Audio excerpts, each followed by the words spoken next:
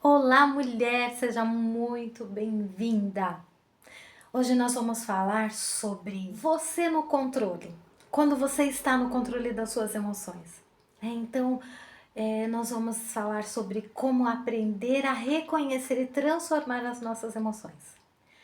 Já aconteceu com você de dizer algo ou fazer algo de forma muito impulsiva e aí você acabou depois se arrependendo do que fez, do que falou? E teve situações até que nem teve como retornar, né? Não tinha volta. Isso é a forma como as emoções tomam conta da gente. Então, muitas vezes as emoções elas chegam de forma intensa e por não sabermos ali como lidar com elas, nós acabamos deixando que ela nos domine, que elas nos controlem. E o que nós vamos falar aqui é como nós podemos aprender, né, hoje a identificar, a entender e a gerenciar essas emoções, né, para que a gente possa então tomar decisões mais assertivas, mais conscientes, né, e aí viver aí de uma forma mais equilibrada. Para começar, a gente vai entender um pouquinho sobre o que são as emoções e como elas nos afetam, né? Então, as emoções elas são respostas do nosso corpo e da nossa mente a estímulos internos ou externos. Então, elas são poderosas e têm a capacidade de afetar profundamente a forma como enxergamos e percebemos as situações.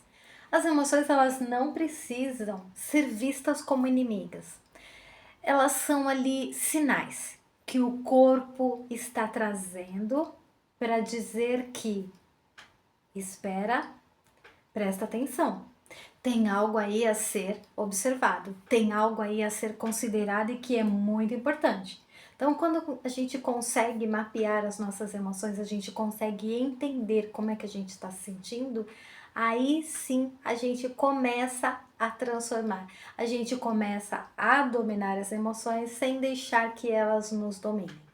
O primeiro passo para entender as emoções é identificá-las. Então, muitas vezes, o que acontece é que sentimos algo, mas não conseguimos nomear, né? Não conseguimos entender exatamente o que aquela emoção está nos dizendo. E aí, a gente falando de nomear, é algo que nós deveríamos aprender lá desde a nossa infância, lá na escola, a gente deveria, né, deveria ter uma matéria ali para nos ensinar a nomear as nossas emoções. Então pensa quando criança que a gente sente algo e a gente não sabe o que é que a gente está sentindo. E aos poucos a gente vai, deve ser isso, deve ser aquilo. Muitas vezes o medo, a tristeza, a ansiedade, a raiva, a sensação de rejeição, todas essas emoções se confundem, se misturam e a gente vai lá e acha que é isso, né? Mas nós não aprendemos efetivamente como nomear essas emoções. Então, o primeiro passo é aprender a nomear. Como é que a gente faz isso? Então, primeiro é observando como está o nosso corpo. Sabe aquela sensação, por exemplo, né? Ai, o estômago começa a queimar, um frio na barriga, ou como se fosse uma angústia, ou alguma parte do corpo começa a doer, né? Uma sensação de um aperto na garganta. O primeiro passo é prestar atenção como você está se sentindo. E o corpo vai dizer isso para você. Então a raiva, por exemplo, pode deixar tensa, né? O medo pode causar essa sensação no estômago, né? Um aperto no estômago, uma sensação estranha no estômago. A tristeza, ela pode causar uma falta de energia, por exemplo, né? Não tem ali, não sente vontade de fazer as coisas, não tem um estímulo para nada. Então, as reações físicas do nosso corpo vão dizer algo sobre as suas emoções e aí você vai aprendendo a identificar. Então, primeiro é você observar, tá? E aí sim você vai começar a renomear a emoção. Então, quando a gente sente algo, né, por um momento ali, e a gente tenta entender, prestar atenção e fazer as perguntas: o que eu estou sentindo, né? É raiva? E aí prestar atenção se é raiva, algo que aconteceu, né? Observa isso, é raiva. Ah, é uma tristeza, né? Não, é um medo. E aí vai aos poucos você observando isso e renomeando. E observa os gatilhos, né? Então, o que desencadeou isso? Foi uma palavra de alguém, foi uma situação inesperada, foi um pensamento, algo que, né, veio de dentro de você. E aqui a gente está falando dos estímulos externos e internos, né? Então foi algo que alguém falou, alguém fez. Às vezes eu estava ali no trabalho, e eu passei ali no café, o pessoal estava ali conversando, falou algo que aí eu ouvi aquilo, passei, fui para minha mesa e não observei, não parei para observar, mas daqui a pouco eu começo a sentir uma sensação, uma angústia, né, um frio na barriga. E aí eu não percebi que aquela fala de alguém me gerou um estímulo, me gerou ali uma sensação ali no meu corpo, né? Então prestar atenção, né? E nos gatilhos. Essa palavra, essa fala, por exemplo, né, de alguém ali no café, ela está remetendo a uma outra fala antes disso, uma fala às vezes que vem lá da nossa infância. Então vou dar um exemplo aqui. Às vezes eu ouvi ali naquele café que alguém falou assim: ah, não é competente.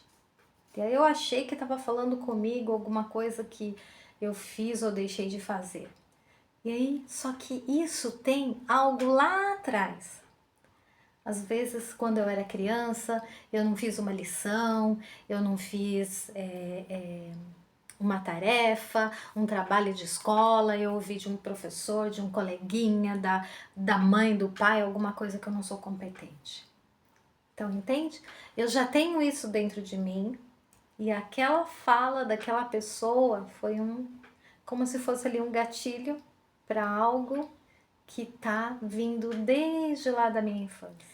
Cada emoção, ela tem uma mensagem, né? Ela vem trazendo ali uma mensagem importante que quando a gente consegue identificar o que a gente sentiu, aí a gente consegue entender então a origem. Então a raiva, ela pode ser ali um sinal de que alguém ou algo nos desrespeitou. Olha que interessante, né? Então, ou por exemplo, não respeitou o nosso limite, né? Foi além, nos sentimos invadidas, alguma coisa aconteceu. Então ela pode estar dizendo que a gente precisa estabelecer um limite claro para as pessoas, né? E se possível, a gente falar sobre isso, falar o que nos incomodou, né? De repente chegar para a pessoa que você percebeu que estava invadindo a sua vida. Então a raiva, ela pode estar dizendo isso, que alguém passou dos limites, né? Ou que te desrespeitou de alguma forma, você se sentiu desrespeitada. E aí falando da tristeza, né? Então a tristeza, ela pode indicar uma perda ou algo que você não conseguiu controlar, né? Então tá fora ali do seu controle, né? Tá falando ali de algo que, nossa, não saiu do jeito que eu queria. Olha que interessante, não saiu do jeito que eu queria, né? Então, a tristeza, ela está chamando a atenção para você que de algo que você precisa observar, prestar atenção e aceitar. Olha que interessante, a tristeza fala de aceitação, né? Daquilo que nós não podemos mudar, daquilo que a gente de alguma forma quis controlar, mas não saiu do jeito que a gente queria. E aqui eu lembro muito, né, da oração da serenidade, que fala assim: concedei-me, Senhor, a serenidade para aceitar as coisas que eu não posso modificar. coragem para modificar aquelas que eu posso e sabedoria para perceber a diferença. Tá bom? E o medo? O medo, ele é um alerta sobre algo que está trazendo uma insegurança ou está trazendo algum risco. Então, o medo, ele nos mostra que a gente precisa desenvolver algo. Desenvolver a coragem, né? Ou desenvolver mais segurança. Né? Então, vamos falar do medo, que o medo muitas vezes é uma situação real e às vezes é uma situação imaginária. Então vamos pensar ali, por exemplo, se for uma situação em que você precisa fazer uma apresentação no teu trabalho, uma apresentação, não sei, uma palestra, na faculdade você precisa fazer ali a apresentação do seu TCC, enfim, algo que você precisa falar em público. Né? Então tem duas situações aqui que eu vou falar um pouquinho sobre o medo. Então, uma situação real. Eu tenho medo de esquecer o que eu vou falar e ficar ali constrangida na frente de todo mundo, né? Então, é um medo real. Eu posso esquecer, né? Pode ser algo ali que eu posso esquecer, né? Então, é um medo real. Né? De que forma que eu vou trabalhar esse medo é que vai diferenciar ali do medo real do imaginário. Mas esse medo real, eu posso me preparar bem para isso, eu posso trazer ali um papel com um lembrete, alguma anotação, algum tópico, alguma coisa para eu, né? Opa, tem que lembrar de falar isso. Então, preciso me preparar bastante para que eu possa fazer essa apresentação, eu posso treinar várias vezes na frente do espelho, eu posso fazer algo ali, né? E o medo imaginário? Vamos pensar nessa mesma situação da apresentação aí que você tem que fazer, do medo imaginário. Então eu tenho medo de que as pessoas me critiquem, me julguem como incapaz, mesmo que eu fale muito bem. Né? Então eu estou criando algo que eu nem sei se vai acontecer. Eu não tenho, né, controle sobre isso, sobre o pensamento das outras pessoas, sobre como vão me criticar ou não. Pode ser que me critiquem, pode ser que não. Eu não tenho como saber isso, né? Então é algo que está totalmente no meu imaginário. Não é? Eu nem fiz a apresentação ainda, mas eu já estou pensando, né, que as pessoas vão me criticar, que vão me julgar. E pensa assim, tudo do hoje está remetendo a lá um passado, a um período, às vezes da infância, da juventude, às vezes de uma apresentaçãozinha na escola que eu fiz e que eu me senti julgada, e isso fica guardado no inconsciente. Então tá falando ali de um medo. Então, olhar para isso. Esse é um medo real ou é um medo imaginário? É um medo imaginário. Tá, eu tenho como saber disso? Não. Por que eu acho que as pessoas vão me criticar? Eu nem fiz a apresentação ainda. Bom, próximo passo é, após mapear essas emoções, entender as mensagens que o corpo está te trazendo, né? O próximo passo é agir de acordo com elas. Então, muitas vezes o que acontece é que nós deixamos que as emoções nos conduzam, ao invés da gente conduzir as nossas emoções. Então, como é que a gente vai fazer isso, né? Algumas dicas aqui que eu vou trazer para você. Então, a primeira delas é você, quando percebeu que está ali naquela situação, respira, pausa, respira. E aí, quando você vai nessa respiração, você vai acalmando a tua mente. Um exercício bem legal é você respirar contando até 5, segurar contando até 5, soltar contando até 5. Então, contando até 5, segura em 5, solta em 5. Respira contando até 5 e você vai fazendo isso. Respira, segura, solta, respira, segura, solta, né? É um exercício muito legal para você fazer. Você fazendo isso umas 3, 4 vezes já vai ajudando ali ao corpo relaxar, a mente relaxar. E aí você vai entrar na próxima etapa, que é confrontar os pensamentos. Como assim? Então perceba, questiona os seus pensamentos sobre o que é real, o que é imaginário. Faça perguntas para você mesmo, como é que eu sei que isso vai acontecer? Todas as vezes aconteceu isso? Vai confrontando a tua mente com perguntas, né? Isso é algo muito legal. O Dr. Augusto Cury, o maior psiquiatra do controle das emoções da mente, fala da administração das emoções. Ele fala disso, ele fala da gente confrontar esses pensamentos.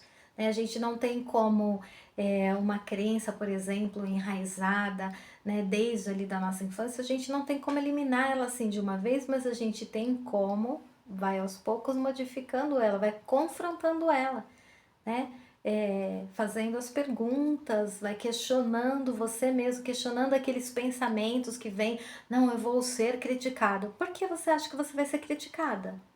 Quem falou que você vai ser criticada? Todas as vezes que você fez uma apresentação, você foi criticada?